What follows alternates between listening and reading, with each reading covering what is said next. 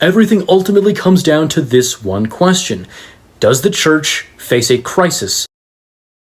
So is there really a crisis? This brings us to the real question. Nearly everyone agrees that the church has experienced profound problems over the last 60 years. Even the popes themselves have acknowledged these problems. Paul VI warned that the smoke of Satan has entered the temple of God.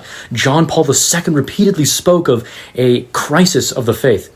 Benedict XVI warned against the dictatorship of relativism and argued that Vatican II must be interpreted in continuity with tradition.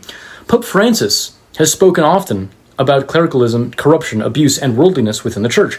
So the debate isn't whether problems exist. The debate is whether these problems became so severe in the last 60 years that extraordinary actions like those taken by Archbishop Lefebvre and later the Sspx last week were justified.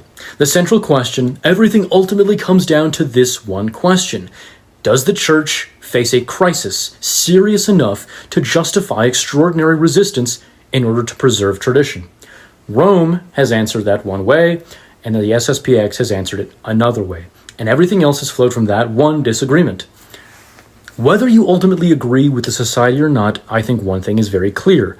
The Sspx is not a Protestant or caricature or split schismatic group. It isn't simply a group of people who hate the Pope or reject Catholic doctrine. It's a movement of hundreds of thousands of Catholics, including many families, priests, and religious, who sincerely believe they are preserving the faith that has been handed down through the centuries. You may conclude that they are mistaken, you may conclude that they are justified, but before condemning them, you should understand them. All Christian charity begins with understanding.